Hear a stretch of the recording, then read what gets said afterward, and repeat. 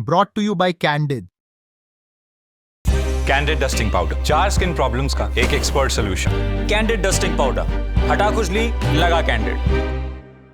पहलगाम हमले के बाद देश के पूर्व रक्षा मंत्री शरद पवार की प्रतिक्रिया आई है।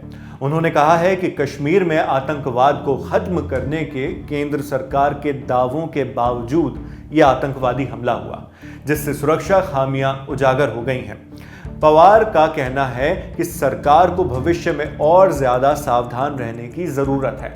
शरद पवार नेशनलिस्ट कांग्रेस पार्टी यानी एनसीपी शरद पवार गुट के अध्यक्ष और सांसद भी हैं, राज्यसभा सांसद। वो महाराष्ट्र के सिंधुदुर्ग जिले में 25 अप्रैल को एक प्रेस कॉन्फ्रेंस को संबोधित कर रहे थे। इस दौरान उन्होंने कहा कि कार्रवाई करते समय सरकार को यह सुनिश्चित करना चाहिए कि इससे भारत के हितों को नुकसान न पहुंचे, यानी फायदा हो। शरद पवार कहते हैं, ये देखकर खुशी हो रही है कि सभी राजनीतिक दलों ने सरकार के साथ सहयोग करने का रुख अपनाया है, लेकिन मेरा सरकार से अनुरोध है कि सरकार इसे और ज्यादा गंभीरता से ले। अगर सरकार चूक मान रही है तो उसे तुरंत सुधारात्मक कदम उठाने चाहिए, यानी करेक्टिव मेजर्स। सरकार ने पहलगाम हमले के बाद पाकिस्तान पर कुछ प्रतिबंध लगाए हैं, लेकिन शरद पवार ने चेतावनी दी कि अगर भारतीय विमानों को पाकिस्तान के ऊपर से उड़ान भरने से रोका गया तो इसका भारत पर भी नकारात्मक असर पड़ सकता है।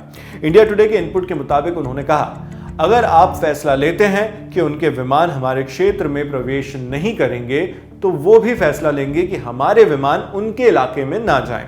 यूरोपीय देशों के लिए भारत की सभी उड़ानें पाकिस्तान से ही होकर जाती हैं। अगर उड़ान पाकिस्तान से होकर नहीं जाएंगी तो हवाई यात्रा ज्यादा महंगी हो जाएगी।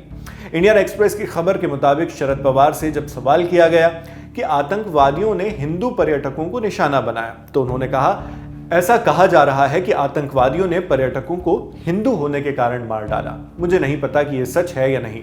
मैं पीड़ितों में से एक के घर गया था जिसने मुझे बताया कि आतंकवादियों ने सिर्फ पुरुषों को निशाना बनाया और महिलाओं पर हमला नहीं किया।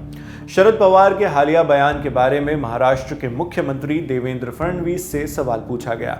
इस पर उन्होंने कहा कि शरद पवार का बयान नहीं सुना। फडणवीस कहते हैं, लेकिन मैंने सुना है कि पीड़ितों के परिवारों ने क्या कहा है। पवार साहब को उन्हें सुनना चाहिए, वो भी उन्हें सुने।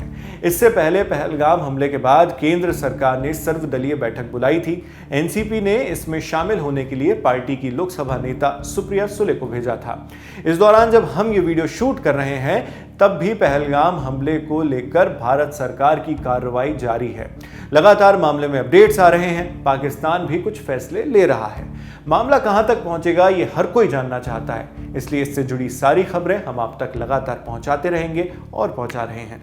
हमारी एक टीम भी इस वक्त पहलगाम में मौजूद है। मेरा नाम नावेद है। देश और दुनिया की खबरों के लिए आप देखते रहिए दी लल्लन टॉप। शुक्रिया।